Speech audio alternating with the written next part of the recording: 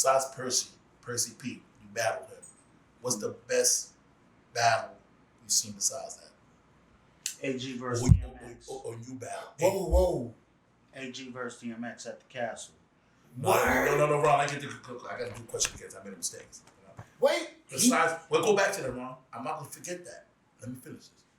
You're gonna forget it. Besides Percy P, you battled. Who was it? Who you battled was one of the best battles you had. We'll go back to Ron. Don't forget it, Ron. Nobody besides Percy. That was the toughest battle I ever had in my life. Okay. That's a famous battle too. That dude was he's an alien. You know what I'm saying? And I got thrown off by what he was wearing. You know. When he came, he had fucking slacks and a silk shirt. And I'm like, I'm going to kill this nigga.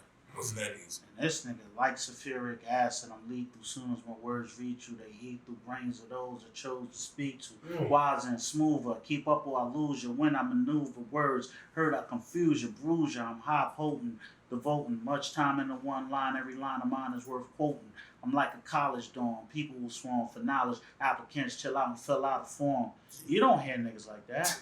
That's fire right there. That nigga know that nigga right. That's fire. That's fire. That's samurai. Respect samurai. Great lyricists dissect.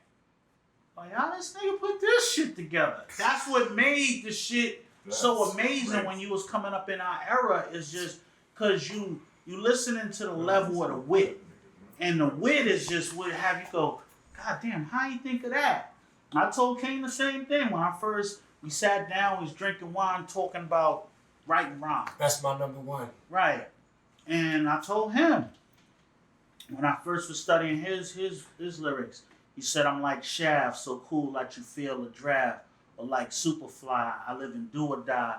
I give the girls a kiss of death just like a vampire. Stomp out them seeds just like a campfire. And I'm sitting there, you know how hard you gotta stomp a nigga out like a campfire? I was a Boy Scout, I know. I was a Boy Scout. You know how hard it took if I was a Boy Scout? I mean, it was a Boy Scout. So it's certain things that make you go, damn, these niggas is crazy. You know, so it's like I could quote Fuji Rap, I could quote Karis One. These are crafted people that one day you be looking like, damn, I hope I'm that significant where people are quoting my shit. And I got there. That, you know, I did it because I studied the craft. And I'm around, I'm around A, I'm around OC, I'm around L. We are all fucking samurais and we're feeding off of each other. Diamond Big Fish. You know? And produces his ass off.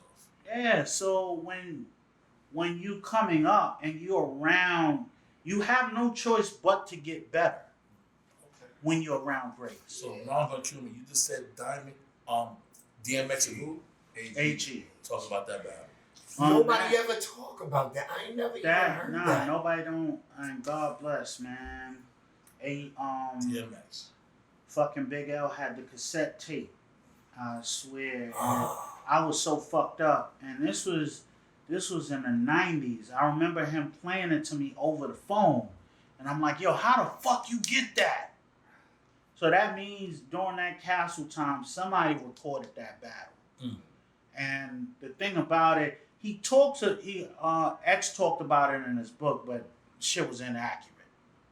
You know, what he talked about in his book. I'm like, nah, that wasn't accurate. But the only one... What did he say happened in his book? He said he battled against me and AG. And we both didn't, you know.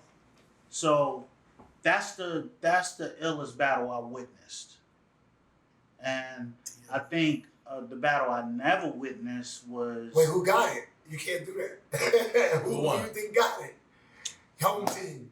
Y'all gotta find the tape for that. DMX, I gotta find it. You're gonna have to find the tape. That's fair. The battle I didn't witness was Jay-Z and Big L. Oh God. Now people think I'm talking about Stretch Armstrong. Nah, I'm gonna be honest. You were there? I'm gonna be honest. I was there. It was. I'm an asshole. I'm a super Jay-Z fan because I seen Jay grind. That shit was a war. They both was running fast. The L with it, the A with it, A with it. It got so bad. It's like, so That's where the respect Turn came the from. camera. Turn the camera. All right, 50. Anyway, so. Oh, he whispered. Hey, ready? I don't want to do that because you know You gotta tell the truth. But Ron, you a sucker. You from Queens. You'll never never go against admit that Nas. Nas is Jay's better than Nas. You won't do it. You won't bet it. Pat this in the shows. Anyway, moving along. What made you so weird? What made you so want to crush niggas when you battle, man? Word. I don't know, man. I just wanted. It was a way to be dominant without money. Yeah, that's fine. You know, because that's what made hip hop so dope. Is that you could say you got money, but when you talk about lyrics and you talking about music, that really doesn't play a part. That's what people try to use to brainwash people today. Who's better than this one? Well, that nigga trash, but he got this much money. We're not talking about that. You know, that's like telling people to judge shit is like asking Stevie Wonder to judge a car race. And he's judging it based off a loud car. Because he can't see. Because he can't really see. And that's what it is. These lists, when they put the top 50 or the this and that shit is subject to the knowledge of the person that's making the list.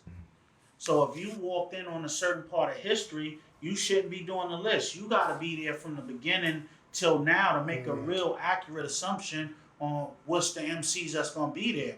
If you walked in the 90s or the 2000s, nigga, you can't make no list. You're going to miss Melly Mel. And not saying that you would pick them, but at least you know they existed and what they role were in hip hop. Mm-hmm. So, yeah, I mean, for me, like I said, it was a cultural thing. It's like your pride. It's pride, but I would never wanna gyp the craft, right? Because everybody say, well, why don't you make a record today? It's because I wanna have the same energy I had back then. And if I don't have that same energy and that same love and dedication, I'm gypping it because I'm just doing it because I'm Lord Finesse and whatever I do, I'm Lord nigga. I don't want to ever approach it like that. You don't want to cheat. I don't want to cheat what I love. Your fans, your like family. If I was scoring 50 back in the days, if I'm not going to step on a score or in court and score 50 now, I don't really want to play the game like that. I don't want to be happy with 2 points and a rebound. You know what's so funny, Ness? You said that before that you said you've been rhyming a bunch after Funny Technician. I will admit that to you. You my man. You ain't get to that album yet. That shit you did. You said you haven't got there. Yo, that first album, that shit was ridiculous, man. You was a young boy. You was like, how old are you? Like 18, 19 you did that? Half 1920. Now you said, gee, you say you had to go to summer school. Yeah, I was going to summer school.